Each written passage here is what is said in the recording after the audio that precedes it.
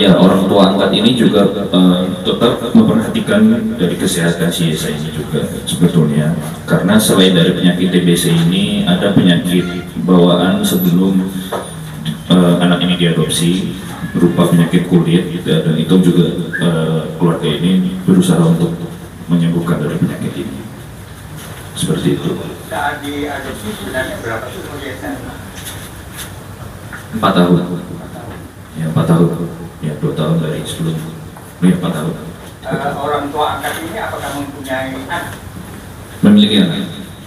Yesa ini anak ke-7 dari 9. Dan kandung ya, dari orang tua kandungnya ini anak ke-7 dari 9. Maksudnya yang orang tua angkatnya. Oh, orang tua angkat ini. Oh ya, mereka memiliki anak satu laki-laki. Jadi mana dia anak perempuan? Betul.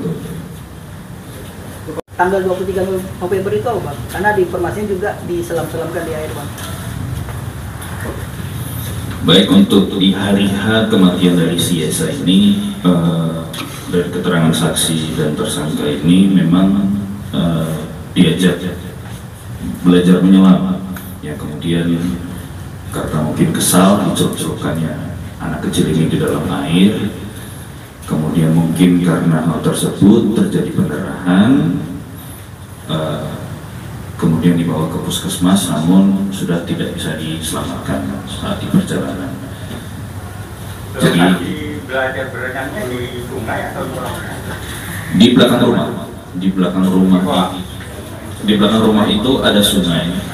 Jadi apabila air pasang, kadang belakang rumah itu jadi kolam kecil. Yang ada di lokasi.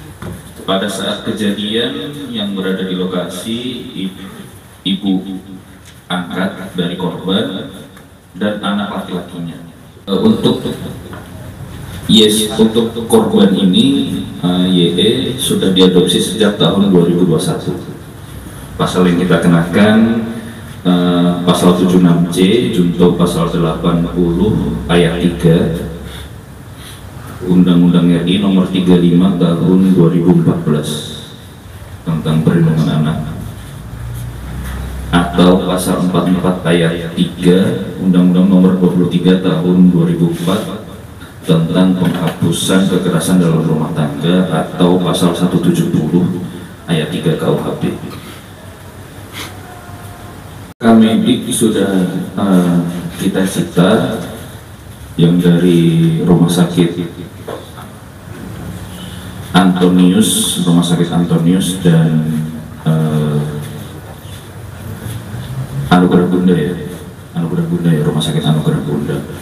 Kemudian kami sedang meminta untuk rekam medis yang ada di rumah sakit Sudarso.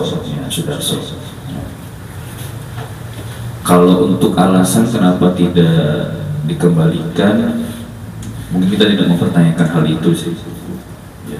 Yang saya ceritakan di awal tadi, bahwasanya kekerasan yang diterima oleh korban ini tidak hanya 1 kali atau 2 kali. Kekerasan yang diterima oleh almarhum korban ini berulang-ulang kali sejak diadopsi, dan peran dari masing-masing ini berbeda-beda. Ada yang kadang dia memakai tangannya sendiri, ada yang kadang sewaktu-waktu dia juga membantu dari ibu angkat melakukan kekerasan, ada yang mendiamkan ketika anak tersebut sedang menerima kekerasan, ya, karena silih-silih berganti, dan dalam beberapa kejadian jadi perannya itu tidak bisa hanya satu. Kadang dia sebagai pelaku kekerasannya, ada yang kadang waktu itu mungkin di lain hari dia hanya melihat saja, mendiamkan, ada di lain hari mungkin dia membantu. Buatan ketika di hari H itu almarhum korban diajak berenang di belakang rumah pada tanggal 23 November. Kemudian ketika diajari berenang, anak ini karena mungkin orang tuanya kesal, dicelup-celupkanlah ke dalam air untuk diajari menyelam. Karena mungkin kondisi tubuh dan usianya yang cukup muda, mungkin tidak kuat, kemudian terjadi sesak nafas, benturan di kepala. Kalau untuk pemeriksaan dalam, kami masih menunggu dari hasil otopsi, masih dalam pemeriksaan laboratorium forensik.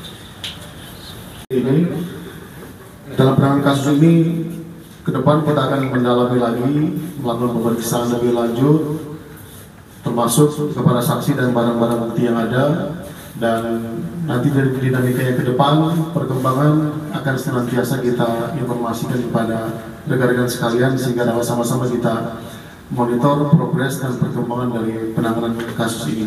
Mungkin kurang lebih demikian. Terima kasih atas atensi dan perhatiannya. Wabillahi taufiq wal hidayah. Wassalamualaikum warahmatullahi wabarakatuh.